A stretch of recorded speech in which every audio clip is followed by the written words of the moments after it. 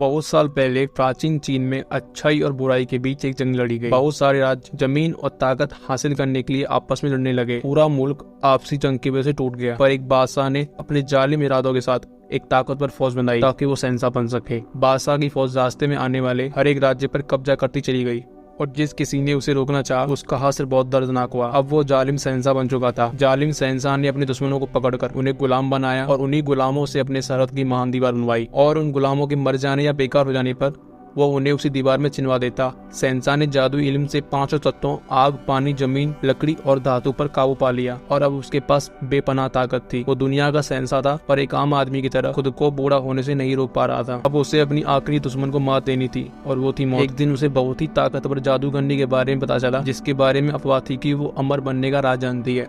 उसने अपने general Ming को उस जादूगरनी को ढूंढ निकालने का हुक्म दिया। जनरल मिंग उस जादूगरनी को ढूंढ लेता है।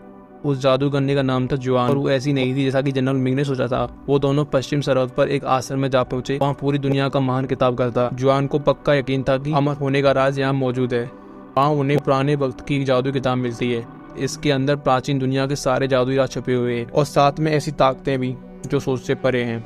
जनरल मिंग को जुआन से प्यार हो जाता है तो शहंशाह ने उसे मरवा दिया। जुआन ने जादुई मंत्र पढ़े और शहंशाह को उसकी क्रूरता के लिए मिट्टी का बनने का श्राप दे दिया। शहंशाह और उसकी सेना अंधकार में डूब गई। अगर किसी ने गलती से भी श्राप को खत्म किया तो शहंशाह जाग जाएगा। उसके बाद पूरी दुनिया में कोई नहीं बचेगा, वो सबको खत्म कर देगा। सन 1947 में चीन के निंगसिया राज्य में कुछ लोग खुदाई कर रहे हैं। इस लड़के का नाम एलेक्स है। खुदाई करते समय उन्हें एक दरवाजा मिल जाता है। वो इसे बारूद से उड़ा देते हैं। एलेक्स, प्रोफेसर विल्सन और कुछ लोग अंदर जाते हैं। सबसे पहले उन्हें वहाँ एक कंकाल मिलता है जो सर कॉलम का है। ये 70 साल पहले एक ताबूत की तलाश में यहाँ आए थे। अब प्रोफेसर का पैर एक पत्थर पर पड़ता है जिससे कुछ दरवाजे खुल जाते हैं और उनसे होकर रोशनी वहाँ आती है और उन्हें मिट्टी के सिपाही दिखाई देते हैं। अब एक आदमी का पैर ऐसे ही किसी पत्थर पर लग जाता है। उसमें से खतरनाक गैस बाहर निकलती है और उसका शरीर गलने लगता है। अब अचानक वहाँ तीरों की बौछार होने लग जाती है। उनमें से कुछ लोग और मारे जाते हैं। आगे जाने पर एलेक्स एक कंपास को घुमा देता है और उसके नीचे का द्वार खुलने की वजह से वो नीचे लाशों के ढेर पर गिर जाता है। उससे अपने सामने एक रथ दिखाई देता है। ये वही है जिसे वो ढूंढ रहा होता है। अब एक अनजान जो काले कपड़े पहना हुआ है एलेक्स पर हमला कर देता है। एलेक्स और वो आपस में लड़ते हैं। ये एक लड़की है।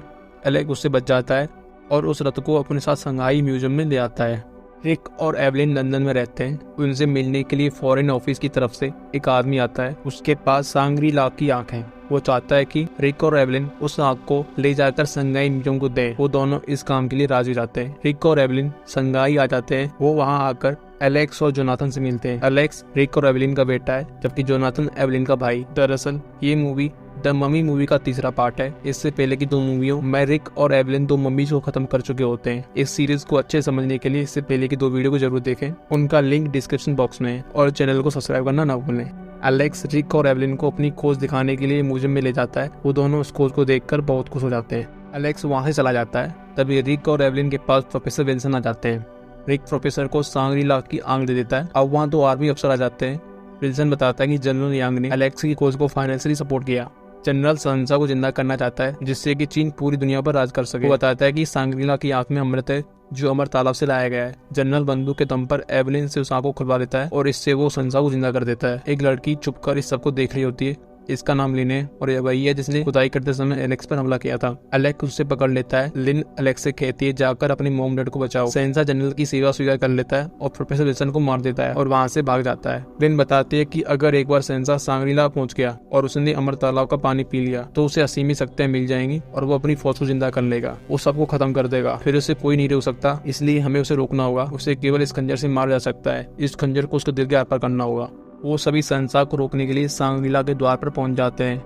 यहाँ एक मीनार है जिस पर अमर तालाब का रास्ता बना हुआ है। एवलिन उस मीनार के चारों तरफ डायनामाइट लगा देती है और वो सभी गन्स लेकर शहंशाह और जनरल से लड़ने के लिए तैयार है। और वहाँ शहंशाह भी आ जाता है। दोनों तरफ से गोलियां चलती हैं। जनरल के कुछ सिपाही मारे जाते हैं पर अब रिक और उसकी टीम के पास गोलियां खत्म हो चुकी हैं। लिन बाहर जाकर किसी को मदद के लिए पुकारती है। तभी वहाँ 3 येती आ जाते हैं। वो उन सिपाहियों की चट्टी मिला देते हैं। अब शहंशाह खुद लड़ने के लिए वहाँ आ जाता है। वो येती को भगा देता है और डायनामाइट बुझा देता है और मीनार के ऊपर आकर उस आग को रख देता है। अब उसे अमर तालाब का रास्ता पता चल जाता है। एलेक्स एक ग्रेनेड को फेंक रहा होता है। तभी शहंशाह उसकी तरफ एक छुरा फेंकता है और रिक उसके बीच में आ जाता है। अब ग्रेनेड फट जाता है और वहाँ एवलांच आने लगता है। ये थी उन सबको बचा लेते हैं। वो आंख जोनाथन को मिल जाती है। वो इसे अपने पास रख लेता है। रिक बहुत घायल है। लिन उन्हें अमर तालाब का रास्ता दिखाती है और तालाब एक गुफा के अंदर है। वो सभी इसके अंदर आ जाते हैं। वहाँ एक लेडी है, इसका नाम जुआन है और ये लिन की माँ है। जॉन रिक का इलाज करती है और अब रिक स्वस्थ है। जॉन बताते हैं कि सेंसा ने जनरल मिंग को मार डाला और मुझे भी मार दिया था। अगर ये तीन मुझे यहाँ नहीं लाए होते तो मैं भी मर चुकी होती। लिन एलेक्स को बताती है वह करीब 2000 साल से उस मकबरे की रक्षा कर रही है। अब सेंसा और उसका जनरल उस गुफा में आ जाते हैं। बादशाह जॉन और लिन पर हमला कर देता है। वो अमर तालब में घुसकर एक अजीब सा 3 मुंह वाला खतरनाक ड्रैगन बन जाता है और वहाँ से लिन को लेकर अपने मकबरे की तरफ अपनी फौज को जगाने के लिए चला जाता है। वो सभी हवाई जहाज से उस मकबरे तक सेंसा से पहले पहुंच जाते हैं। सेंसा अपनी फौज को जिंदा कर देता है और जॉन भी अपनी और लिन की अमरता के बदले उन सभी गुलामों को जिन्हें सेंसा ने उस महान दीवार में चिनवाया था जिंदा कर देती है। अब एक तरफ होती है मारे हुए गुलामों की हड्डियों वाली फौज जिन्हें अपना बदला लेना है और दूसरी तरफ सेंसा की सदियों से सोई हुई श्रापित मिट्टी के सिपाहियों की फौज। हड्डी वाली गुलाम सेना आजादी आजादी के नारे लगाती है और वो सभी लड़ना शुरू कर देते हैं। रिक और एवलिन भी उन पर गोलियां चलाते हैं। सेंसा और जॉन आपस में लड़ रहे होते हैं। सेंसा जॉन के पेट में तलवार घुसा देता है और जॉन उसकी कमर में लगा हुआ वो खंजर निकाल लेती है। जॉन लिन को वो खंजर देती है और वो मर जाती है। अब माहौल थोड़ा इमोशनल हो जाता है। रिक उस खंजर को लेकर सेंसा के पीछे आ जाता है। सेंसा एक गुफाओं में पंच तत्वों पर काबू करने की कोशिश कर रहा होता है। तभी एलेक्स उस पर गोली चला देता है और रिक उसके कंधे में खंजर को सा देता है। सेंसा उस खंजर को निकालकर रिक की तरफ फेंकता है और उस खंजर के 2 टुकड़े हो जाते हैं। अब रिक और सेंसा आपस में लड़ रहे होते हैं। तभी एलेक्स पीछे से उसकी पीठ में टूटा हुआ खंजर घुसा देता है और रिक उसके दिल में आगे से वो खंजर जुड़ जाता है और अब सेंसा के दिल के आर पार वो खंजर घुस चुका है। सेंसा पिघलने लगता है और उसके मुंह से लावा निकल रहा होता है और फिर वो फट जाता है और उसके सिपाही भी गायब हो जाते हैं और हड्डी वाले गुलाम सिपाही भी आ जाते हैं और वो भी अब मिट्टी में मिल जाते हैं। अगले सीन में जोनाथन के कसीनो में गाना चल रहा होता है और you my life is so secure और सभी डांस कर रहे होते हैं और जोनाथन उस आंख को लेकर जो कि एक डायमंड है पेरू की तरफ निकल जाता है और मूवी यही खत्म जाती है। वीडियो को लाइक कीजिए for next part. Kindly like and subscribe.